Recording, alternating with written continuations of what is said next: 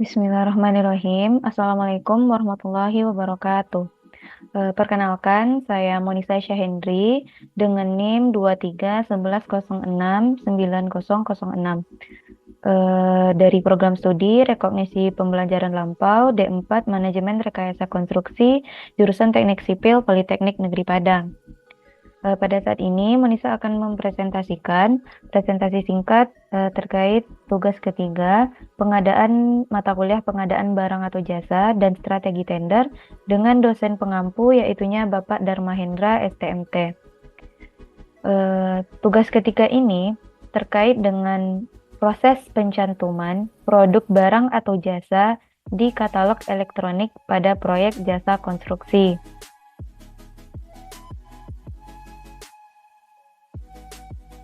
Pertama, berbicara tentang e-katalog. E-katalog adalah aplikasi belanja online yang dikembangkan oleh LKPP atau Lembaga Kebijakan Pengadaan Barang atau Jasa Pemerintah. Aplikasi ini menyediakan berbagai macam produk dari berbagai komoditas yang dibutuhkan oleh pemerintah.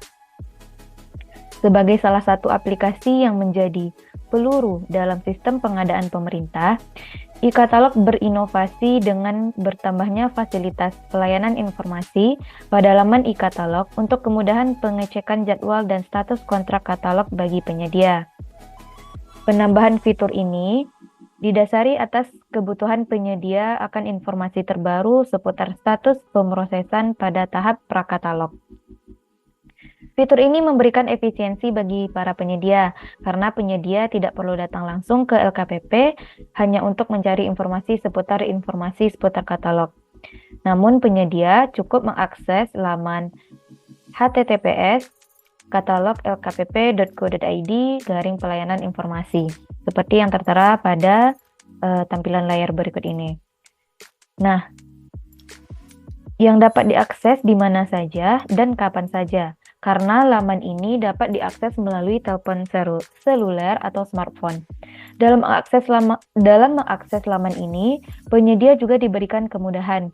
Mereka tidak perlu melalui proses login untuk melihat informasi yang dibutuhkan, seperti jadwal pengambilan dokumen kontrak, jadwal konsultasi, dan jadwal verifikasi kontrak. Ini juga memberikan kemudahan bagi kementerian, lembaga, instansi dalam proses pengadaan barang dan jasa, menjamin kepastian spesifikasi teknik akan barang atau jasa yang dipesan, dan harga yang ditawarkan juga seragam. Artinya, pihak pemesan tidak perlu membuat spesifikasi, karena spesifikasi bisa diambil dari e-katalog. Untuk mendaftar menjadi penyedia katalog elektronik, pelaku usaha harus memiliki akun SPSE terlebih dahulu, yang bisa didapatkan dengan mendaftarkan usahanya melalui website LPSE terdekat. Nah, selanjutnya kita akan masuk kepada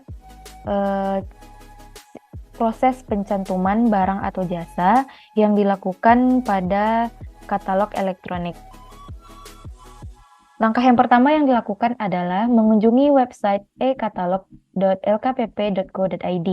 Nah, website ini bisa diakses melalui jejaring platform Google ataupun Chrome yang bisa dikunjungi. Setelah mengunjungi website tersebut, langkah yang dilakukan selanjutnya adalah mengklik login pada bagian kanan atas daripada website e-katalog tersebut. Selanjutnya,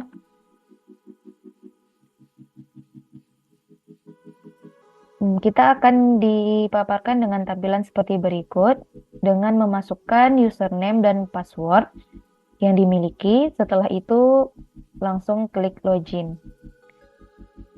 Setelah kita login, kita akan dipaparkan dengan sebuah pop-up yang berisikan pengumuman proses pembaharuan dan penambahan produk. Nah, silahkan dibaca pop-up pemberitahuan yang muncul dengan seksama. Setelah dibaca, lalu klik tutup. Setelah itu, pilih pada menu yang tersedia, pilih produk, lalu akan ada 3 pilihan, tambah produk, daftar produk, dan kelola laporan. Yang diklik adalah tambah produk. Nah, proses pendaftaran akan dimulai setelah kita mengklik tambah produk. Setelah mengklik produk, pada kolom ada etalase produk dan juga ada pilih pengumuman. Pada kolom pilih etalase produk, kita pilih etalase yang diinginkan. Selanjutnya ada pengumuman yang ingin didaftarkan produknya. Kemudian selanjutnya akan muncul cek syarat dan ketentuan.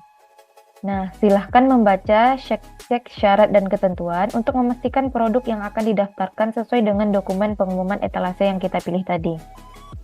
Jika sudah sesuai, klik tombol lanjut untuk membuat produk. Nah, pada menu berikutnya yang akan muncul itu ada beberapa bagian.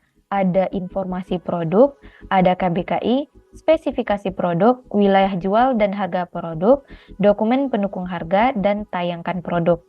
Pertama, pada menu informasi produk, masukkan nama produk, merek produk apabila ada, nomor produk, jenis produk, selanjutnya ada unit pengukuran, selanjutnya berlaku sampai, dan juga jumlah stok produk. Setelah mengisi data-data berikut ini, jumlah stok inden dan sertifikat TKDN itu pun jika ada. Apabila tidak ada sertifikat TKDN, itu tidak mengapa. Lalu setelah diisi data yang ada, kemudian klik simpan. Nah, selanjutnya nama produk dan merek tidak bisa diedit apabila tadi kita sudah mengklik simpan. Nah, di sini harus diperhatikan sebelum mengklik simpan, pastikan dulu nama dan merek produk sudah sesuai. Karena ketika sudah mengklik simpan, itu tidak bisa diedit lagi. Selanjutnya pada bagian KBKI. Setelah mengklik bagian KBKI, kita menginput sesuai dengan produk yang akan dicantumkan. Jika sudah, kita klik simpan. Untuk menginput KBKI yang sesuai dengan produk yang akan dicantumkan, itu bisa dibaca terlebih dahulu. Setelah sesuai, lalu klik simpan lagi. Pada menu berikutnya ada spesifikasi produk. Pada menu spesifikasi produk, pilih kategori produk yang sesuai. Isi spesifikasi teknis, lokasi tempat usaha, dan komponen biaya. Nah, setelah mengisi beberapa menu yang telah tertera ini, selanjutnya kita mengisi keterangan lain dari produk tersebut sesuai dengan panduan pada dokumen pengumuman.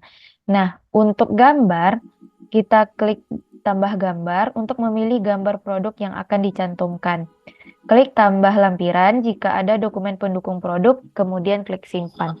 Nah, ini perumpamaan dari gambar produk yang ingin dipaparkan, dan ini disesuaikan dengan gambar produk yang akan dimasukkan. Setelah mengklik simpan, selanjutnya itu ada menu wilayah jual dan harga produk. Untuk wilayah jual dan harga produk, itu ada beberapa pilihan wilayah yang ingin kita pilih sebagai wilayah jual dan pemaparan harga produk yang kita inginkan. Nah, ketika kita sudah mengklik menu wilayah jual produk, selanjutnya itu ada kurs, tanggal harga, dan juga unggah harga. Nah, setelah memilih daerah yang kita pilih, kita mengunduh template harga produk dan mengisi harga produk tanpa mengubah nama ataupun format file. Selanjutnya, unggah file harga, kemudian klik template harga produk dan pastikan harga yang tampil sudah sesuai. Nah, jika sudah sesuai, klik close dan klik simpan. Selanjutnya itu ada menu dokumen pendukung harga. Pada dokumen pendukung harga ini ada 3 buah yang dipaparkan, itu ada PIB, struktur harga, dan bukti transaksi atau invoice. Pertama, jika ingin mengunggah file ini bisa diunggah pada bagian ini. Jika sudah ada, untuk struktur harga dan bukti transaksi atau invoice, Jika sudah dilakukan, maka klik simpan. Nah, terakhir itu ada tayangkan produk. Pada menu tayangkan produk akan muncul keterangan KBKI, ID etalase produk, dan ID unik. Nah, lalu setelah ada ketiga item ini, klik tayangkan.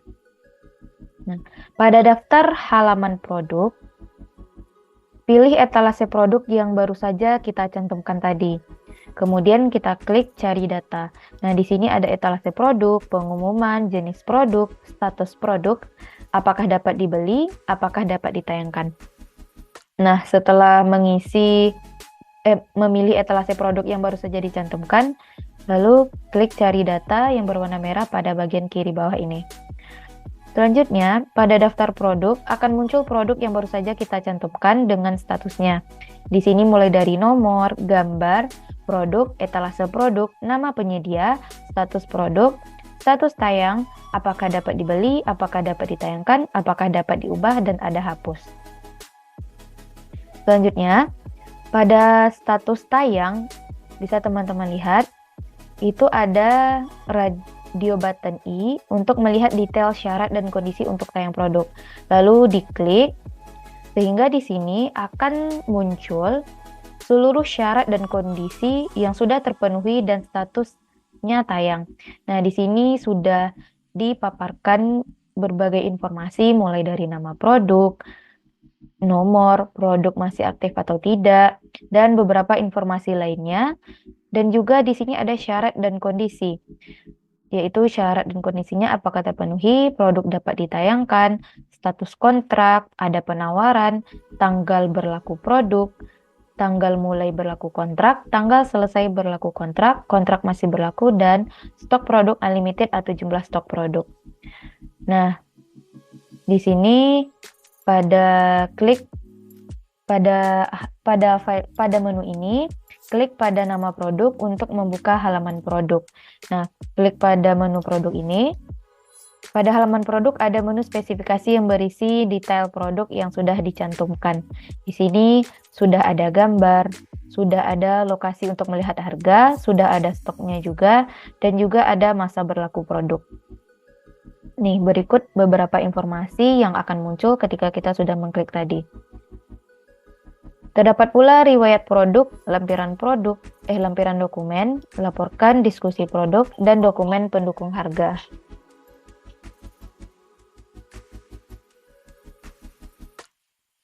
Selanjutnya, untuk melihat harga produk, kita dapat memilih lokasi terlebih dahulu. Pilihlah lokasi yang akan dilihat sesuai dengan harga akan muncul sesuai dengan lokasi yang dipilih. Nah, kita tunggu sebentar untuk melihat harga produk.